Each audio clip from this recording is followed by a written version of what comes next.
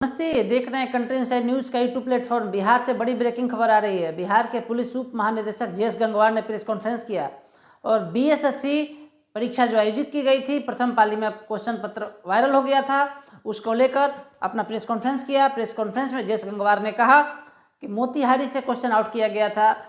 बिहार के special police आर्थिक अपराध इकाई ने त्वरित कार्रवाई करते हुए अपराधियों को जो क्वेश्चन वायरल किए थे उनको धर दबोचा।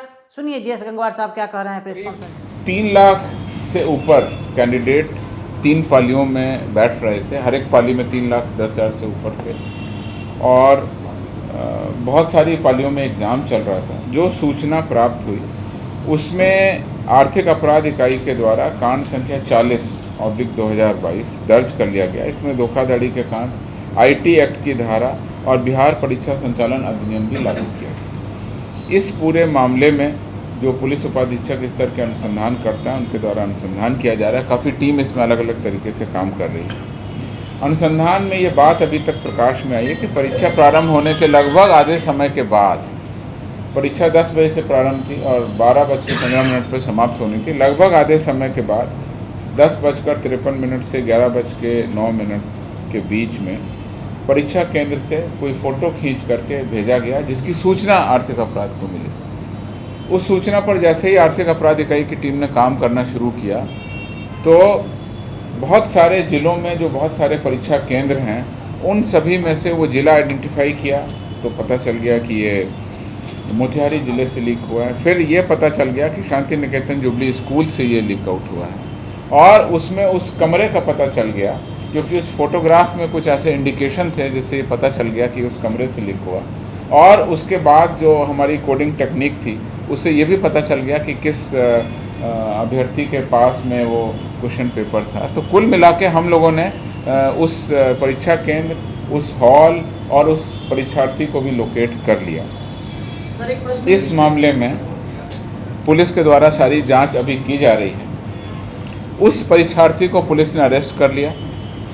उसके द्वारा जो ये फ़ोटो खींच करके बाहर भेजा गया था उसका भाई, उसको भी पुलिस ने अरेस्ट कर लिया। उसने कुछ क्वेश्चन को सॉल्व करने वाले लोगों के पास भेजा था, उसमें से भी एक अरेस्ट हो गया। और एक और व्यक्ति था जो अगले दिन परीक्षा देने जा रहा था, उसको भी अरेस्ट कर लिया। तो इस प्रकार से 4 व्यक्तियों को अरेस्ट कर लिया है। और ये जो प्रकरण है वो एक कमरे से संबंधित और एक व्यक्ति से संबंधित अभी तक प्रतीत होता है। पुलिस की जो तकनीक है अनुसंधान की, उसके कारण और आयोग के द्वारा जो सुरक्षा के उपाय रखे गए थे उनके कारण ही ये संभव हुआ कि हम लोग इस पूरे प्रकरण की बहुत सूक्ष्मता से और बहुत ही तेज़ी से जांच कर सके हैं। और इस प्रकार से इस पूरे मामले में जो गिरफ्तारियां हुई हैं उसके आधार पर अब पुलिस आगे की कार्रवाई कर रही है। इसमें और लोग भी हैं क्या सर? इसमें कुछ फाइंडिंग आया है? जो अभी तक मामला प्रकाश में आया है वो ये नकल कराने का एक सीमित प्रयास है कि मुझे क्वेश्चन पेपर मिल गया, मैं क्वेश्चन पेपर को बाहर भेजूं और उसके बाद में मुझे कहीं से आंसर मिल जाए। इसमें उसने मोबाइल फ़ोन का यूज़ किया है और उसने कुछ तकनीक भी यूज़ की है। उन सभी का भी खुलासा ईओयू अपने आगे के अनुसंधान में करेगी। और मुझे ऐसा लगता है कि शीघ्र ही इस पूरे मामले में और भी अगर कुछ लोग हैं तो उनकी भी हम लोग जांच कर लेंगे और उन तक भी पुलिस का शिकंजा पहुंच जाएगा। जैसा कि मैंने बताया, अभी तक एक जगह से क्वेश्चन पेपर बाहर आया, एक जगह से क्वेश्चन पेपर अंदर गया। उन सब पूरे चेन के लोगों को अरेस्ट कर लिया गया है।